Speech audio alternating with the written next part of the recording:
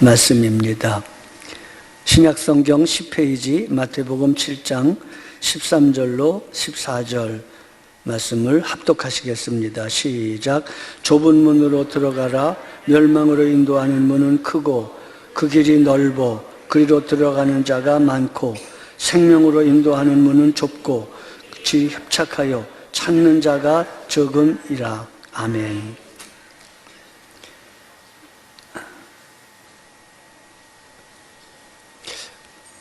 어느 회사 사장님이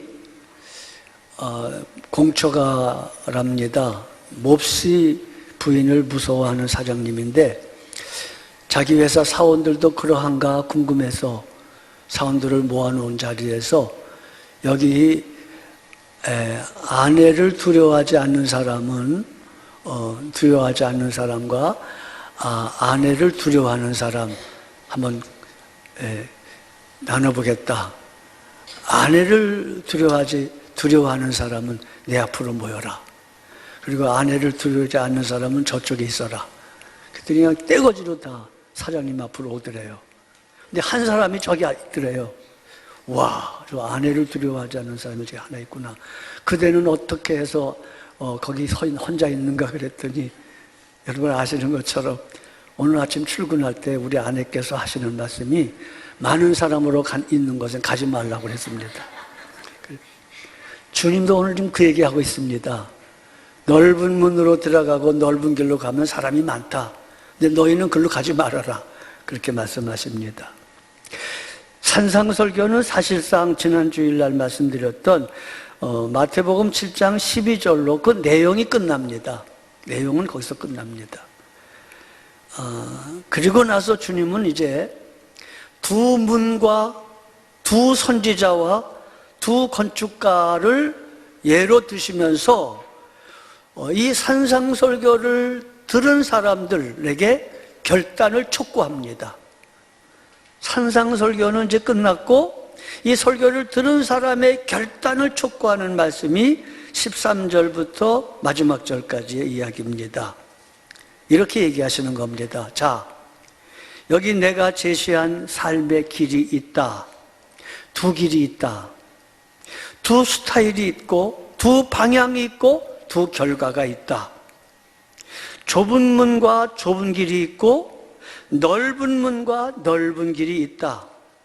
이 좁은 문과 좁은 길은 내가 들어간 길이요 내가 걸어간 길이다. 그리고 이 좁은 문과 좁은 길은 산상설교가 제시하는 고난의 길이다.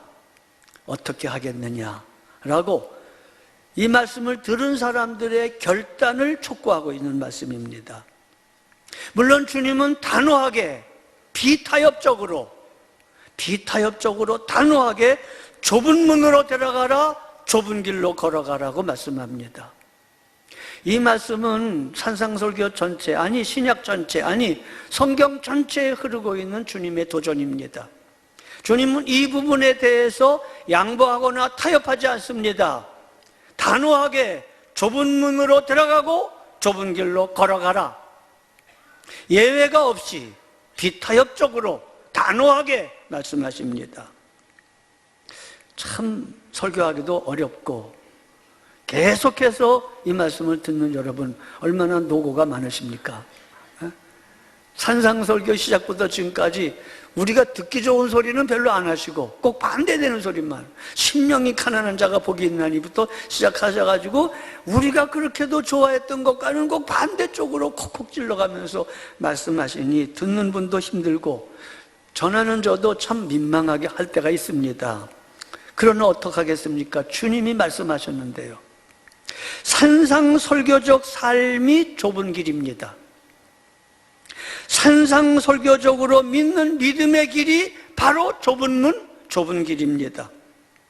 그 길이 협착합니다. 이 협착하다는 말, 이게 들리보라는 헬라 말로 되어져 있는 이 협착하다라는 말은 괴롭힌다, 깨트린다, 좌절시킨다, 뭐 이런 말입니다. 이 말을 들을 때마다 마음이 깨지고 좌절되고 아주 괴로운 마음이 드는 그런 얘기가 협착이라는 말의 뜻입니다.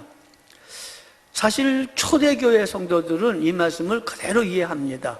왜냐하면 초대교회 성도들은 로마 제국의 박해 아래서 예수를 믿으면 거의 순교자가 되는 결단으로 예수를 믿었습니다.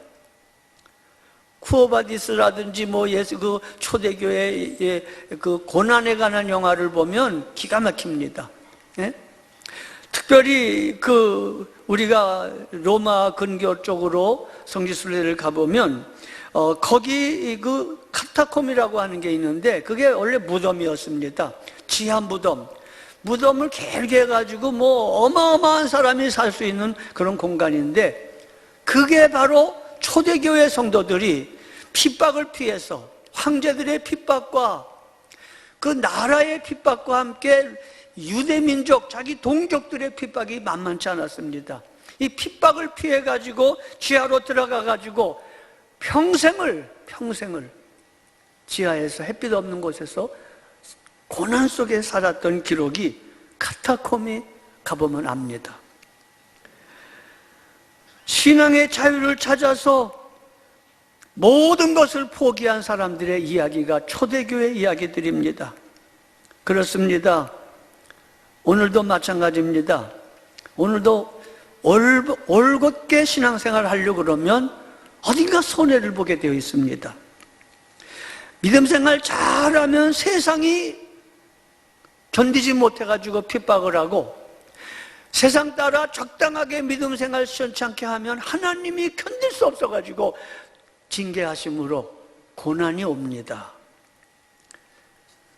근데 여러분, 이 고난은 예수님이 고난 받으심으로 우리가 구원받은 것처럼 여러분과 제가 십자가를 지고 고난을 받아야 여러분과 제 주변 사람들이 구원을 받습니다. 참 역설적인 얘기입니다. 어느 믿음이 좋은 집사님이, 옛날에 우리가 어렸을 때 부흥사님이 자주 얘기했던 얘기입니다. 사실 유무는 잘 모르겠습니다만 저도 들어서 한 말인데, 믿음 좋은 집사님이 자기 남편의 구원을 위하여 평생 기도했답니다. 평생 기도했답니다. 근데 이 남편은 예수 주를 믿지 아니하고 술주를 믿어서 그냥 계속 술만 마시는 겁니다. 그냥 계속. 이 부흥회가 돼가지고, 이 믿음 좋은 집사님이 부흥회 가가지고 결사적으로 기도했답니다. 죽기 살기로 기도했답니다. 그런데 기도가 강하면 강할수록 핍박이 더 세지는 것처럼 딱 집에 와보니까 마누라가 없고 부흥회 갔다는 거예요. 그래서 술김에 화가 나가지고 그냥 쫓아갔답니다.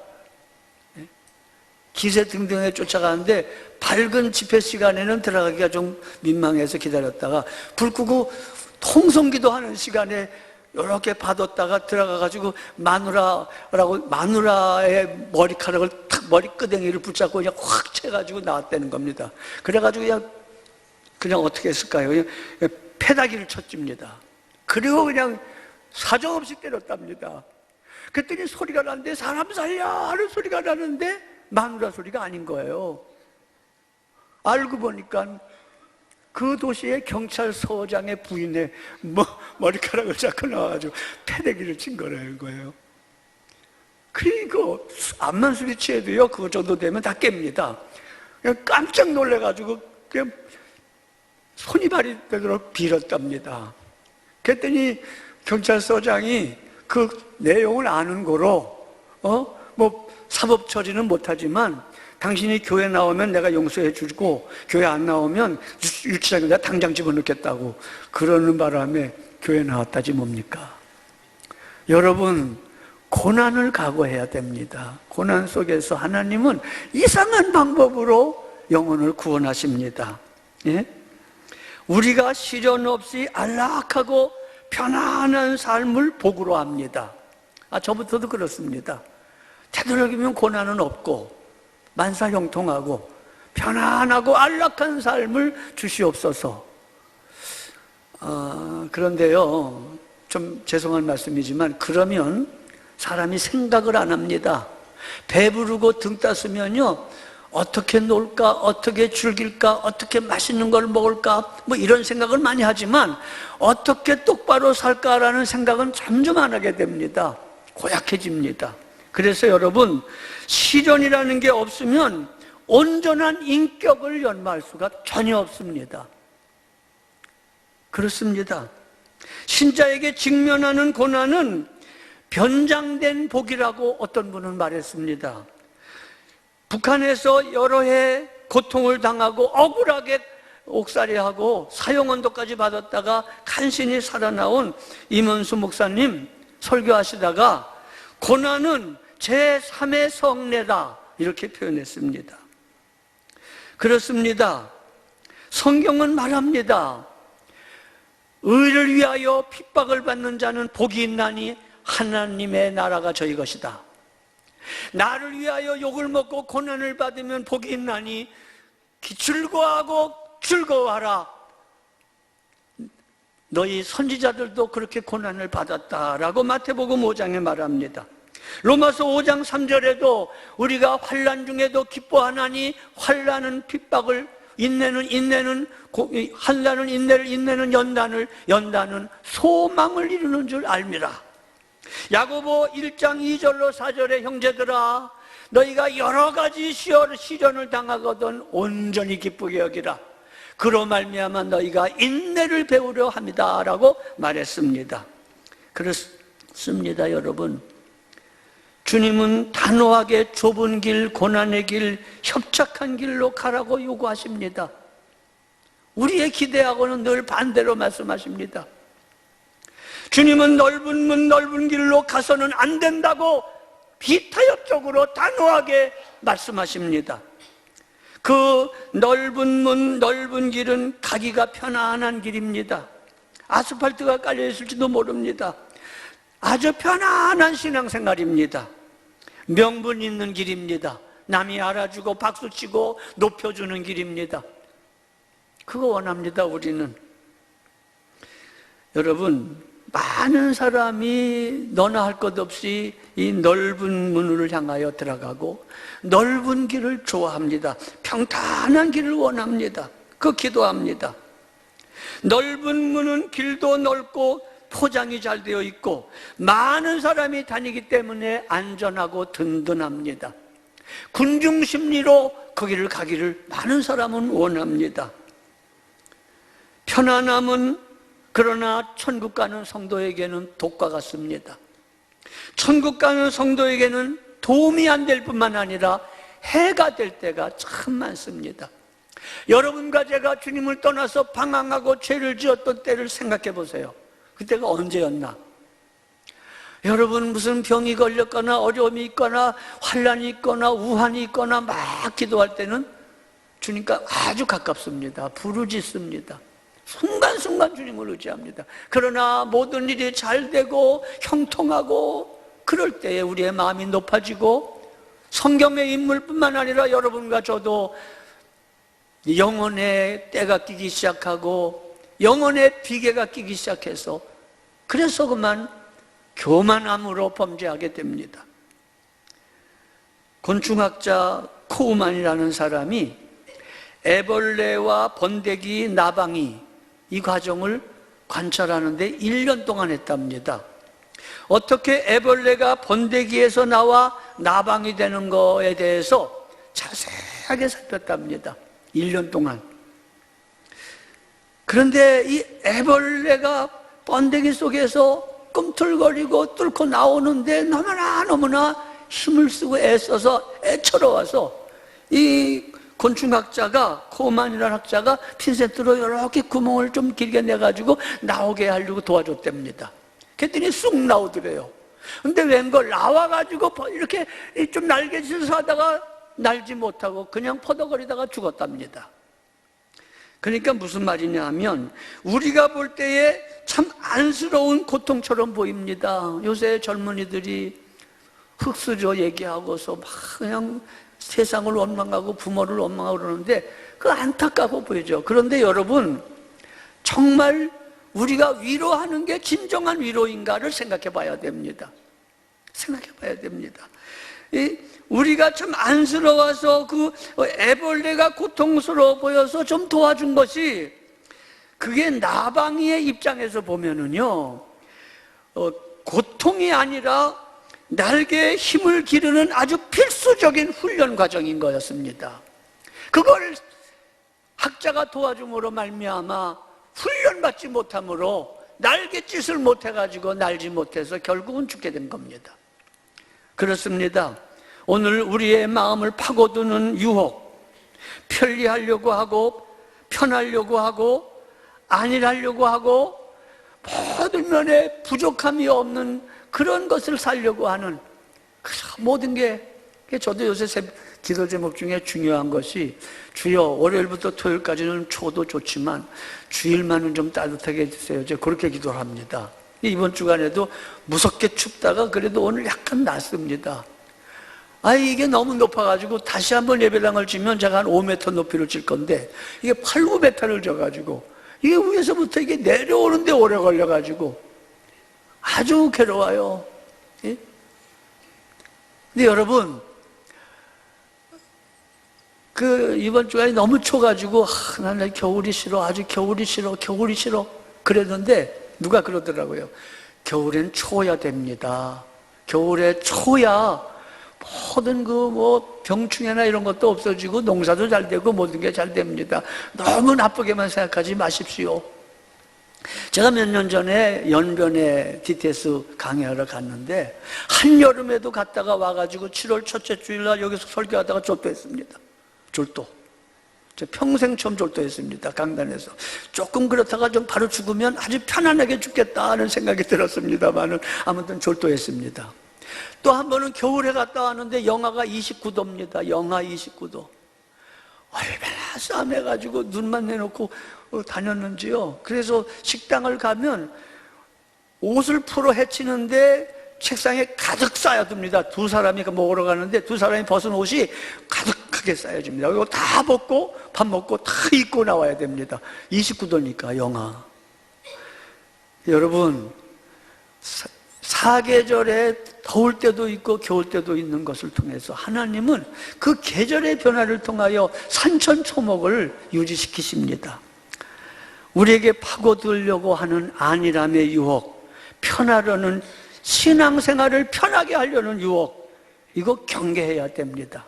온 세상이 따라가는 넓은 길은 육신의 정욕과 안목의 정욕과 이생의 자랑입니다. 온 세상이 좋아하는 넓은 길은 디모데후서 3장 1절 5절처럼 말세에 고통하는 때가 이르리니 그때에 사람들은 자기를 사랑하며 돈을 사랑하며 쾌락 사랑하기를 하나님 사랑하는 것보다 더하는 시대가 올 것이다. 그렇습니다. 우리 시대의 가장 큰 신앙의 장애물은 나태함입니다. 게으름입니다. 안일과 편리주의입니다. 자기중심적 신앙생활입니다. 필요한 것은 즉각적으로 채워져야 되는 이기주의입니다. 필요한 것은 즉각적으로 채워져야 됩니다. 유크리트라고 하는 학자는 기하학을 완성시킨 대단한 사람입니다. 그래서 지금도 그 유크리트 기하학은 지금도 그대로 적용되는 겁니다. 이 유크리트가 초청을 받아서 애굽 궁전에 들어가서 이집트 왕에게 기하학을 강의합니다. 근데 그게 쉽겠습니까? 좀 어려워서 이집트 왕이 유크리트에게 이렇게 말합니다. 선생이요, 너무 어렵습니다.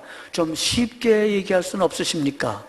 그랬더니 유크리트가 유명한 말을 했습니다. 왕이시여, 학문에는 왕도가 없습니다.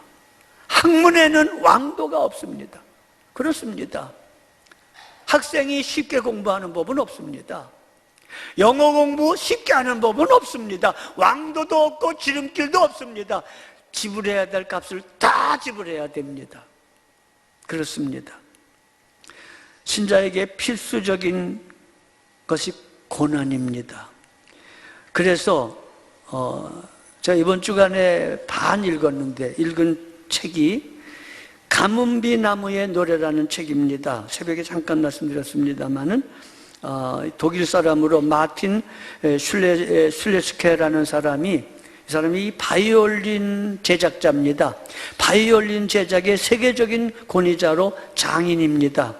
근데 이 사람이 이제 바이올린을 만들 만한 제목을 찾기 위해서 헤매며 다니는데, 이 바이올린을 만드는 나무는 이제 가문비 나무로만 만든답니다.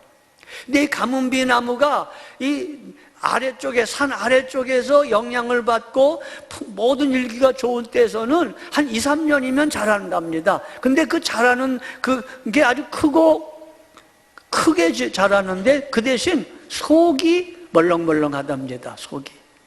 근데 산 높은 데서 수목 한계선이 있걸랑요. 그 이상 나무가 안 되는 그 한계선에서 자라는 가문비 나무는 수백 년 걸려서 자라나는 나무랍니다. 그러니까 쫙 뻗어 올라가는데 하늘을 향하여, 햇빛을 향하여 뻗어 올라가고, 그 영양분을 얻기 위해서 뻗어 올라가면서 밑에 있는 가지는 스스로 제거해버리고 쫙 뻗어 올라가서 높은 데로 올라가서 그렇게 수백 년 동안 자라나는 나무는 속이 단단하고 울림이 아주 좋아서 그걸로 보통 바이올린을 만든답니다. 그런 나무들만 한 10,000개를 잘라서 뗏목으로 쫙 흘러내려 운반하다가 그 뗏목 그 가문비 나무의 뗏목이 이렇게 부딪히는, 물속에서 이렇게 부딪히는 소리를 듣고 울림을 보고 그 중에서 10,000개 중에 하나를 구하는 게 기가 막힌 바이올린의 재료가 된답니다. 그 높은 나무에서 그것 중에서도 10,000개 중에 하나를 골라서, 그래서 아주 울림이 좋은 바이올린의 나무를 만든 것처럼 이 줄레스케는 영적으로 그것을 해석하시면서 우리는 하나님의 악기입니다. 하나님의 바이올린과 같습니다. 우리의 인생이 하나님의 거룩한 울림을 드러내고 나타내기 위해서, 하나님의 울림을 드러내기 위해서는 가문비 나무처럼 고난이 필요합니다 라고 말하는데 참 내용이 좋더라고요. 잠깐 봤는데도. 사랑하는 여러분, 오늘날 여러분과 제가 일상에서 하나님을 섬기며 자기를 부인하고 십자가를 지고 고난을 받고 사는 것은 어렵습니다. 특별히 명분 없는 일상생활에서 자기를 부인하고 손해보는 일은 참 어렵습니다. 무대에서 사람들이 스포트라이트를 받는 곳에서 희생하고 손해보는 걸 하는데, 일상에서 아무도 알아주지 않는 곳에서 자기가 죽고 배우자를 살리고 내가 죽고 내 자녀를 살리는 일은 너무나 값을 지불하는 게 많아서 힘듭니다. 교회를 섬기고 성도를 섬기며 가정의 가족들을 구원하기 위하여 한없이 고난을 받으며 나는 죽고 상대방을 살려내는 것은 삶이 단단한 가문비 나무처럼 오랜 세월 걸리는 희생이 필요하기 때문에 힘듭니다, 여러분. 그러나 이 길이 하나님의 자녀가 가야 될 길입니다. 성경은 말합니다. 하나님의 자녀에게는 반드시 가야 될 길이 있고 절대로 가서는 안 되는 길이 있다. 좁은 문, 좁은 길은 반드시 가야 된다. 그러나 넓은 문, 넓은 길은 신자는 가서는 안 된다. 좁은 문, 좁은 길이 천국 가는 길이요, 내 가정과 내 자녀와 나의 배우자와 우리의 모든 미래가 살아나는 길이다. 생명의 길이다. 그렇게 말씀합니다. 여러분, 부디 내 가는 길이 어딘지, 지금 내가 살고 있는 모습이, 스타일이 어떤 스타일인지 스스로를 늘 끊임없이 분별하며 살피셔야 됩니다. 500여 성도들에게 주님이 승천하시기 직전에 예루살렘을 떠나지 말고 아버지 약속하신 것을 기다리라. 몇 날이 못 되어 너희는 성령으로 세례를 받으리라 약속하셨습니다. 근데 500명이 그 말씀을 듣고 났는데 120명만 남아서 마가다락방에서 전혀 기도에 힘쓰다가 때가 되면 그들에게 성령이 임했고 그들이 하나님의 나라 교회의 초석이 되어 수천 년이 지난 오늘날 그들로 말미암아 하나님의 거룩한 교회, 거룩한 나라가 생성되었습니다. 어느 도시의 복지센터에서 근무하는 한 여직원이 아주 선한 여직원이었습니다. 도시 빈민가에서 어려운 사람을 섬기며 일하게 되었답니다. 그녀는 거기서 12살 먹은 소아마비 환자, 소아마비로 걷지 못하는 어린 소년을 발견하게 되었고, 불쌍히 여기는 마음을 가지고 그 소년을 돌보게 되었습니다. 그러다가 어떻게 하든지 이 소년을 좀 회복시킬 길이 없나 백방으로 찾아다니다가 시내의 유명한 정형외과 의사를 만나서 호소했습니다. 이 소년 수술이 가능한지, 회복이 가능한지 좀 봐주세요.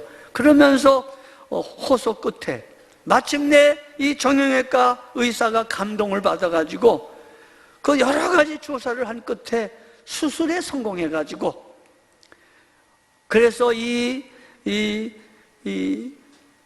복지센터 직원인 여자와 이 정형외과 원장 의사가 마음을 모두어가지고 이 소년을 고쳤지만 이제 걷는 법을 가르쳐야 되지 않겠습니까?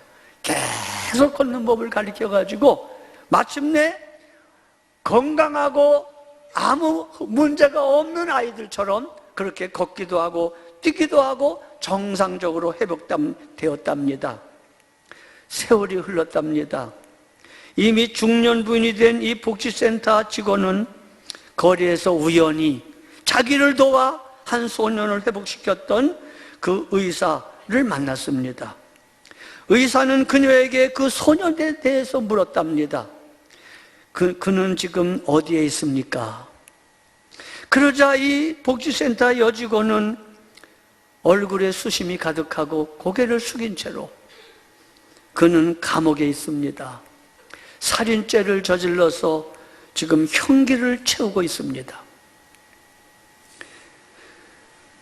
그러면서 박사님에게, 그 의사에게 하는 말이 이렇답니다. 박사님, 우리는 그에게 걷는 법만을 가르치려고 애를 썼는데, 그러나 걸어야 할 길을 가르치는 걸 그만 잊어버렸습니다.